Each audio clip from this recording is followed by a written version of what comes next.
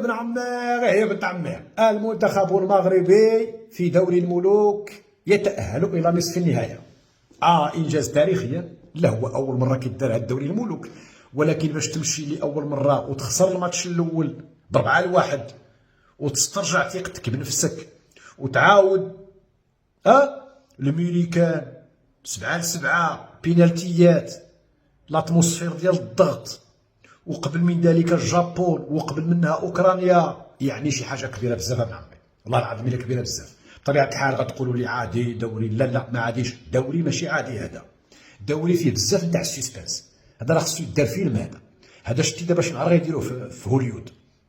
كيفاش الياس المالكي من السطح دار بلاصتو في السوشيال ميديا،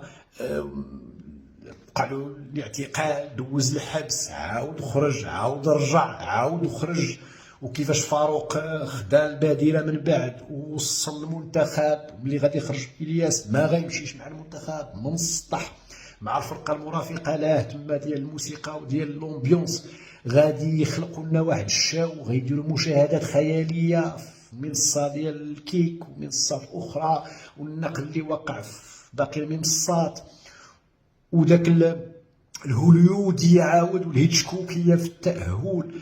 دابا الماتش ديال الميريكان 7-7 سير البينالتيات، الضغط، نفس الاحساس اللي حسيته انا ملي كان المنتخب المغربي نتاع الاولمبياد ولا المنتخب المغربي نتاع قطر. وسبحان الله نصف النهائي نصف النهائي نصف النهائي، ويا ربي هذا يخلق الاستثناء، يا ربي هذا المنتخب هذا يخلق الاستثناء، نمشيو للفينال ولما لا التتويج بالكأس. بطبيعة الحال غيكون عندها عاود واحد الطعم آخر ملي غادي نشوفوا عاود لولا الظروف، وأنا كنتبع لاباج نتاعتو، تجربة استثنائية له، أي نعم بالنسبة للاعبين اخرين بحال بوصوفة وآخرين، يا إما لاعبين دوليين يا إما لاعبين في فرق محترفة ديجا مجربين وعايشين هذه الأجواء، ولكن كاينين شباب اللي ما عمرهم تحطوا في هذا المناخ، دونك تجربة استثنائية بالنسبة لهم، والاحتضان اللي وقع على مستوى المعجبين والمحبين والمتفاعلين والمشجعين.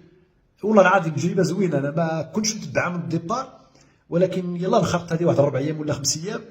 زعما شي حاجة اللي زوينة بزاف وكتشرف. عاد زيد لها الاسم ديال المغرب، وعاد زيد لها الترويج اللي غادي يوقع على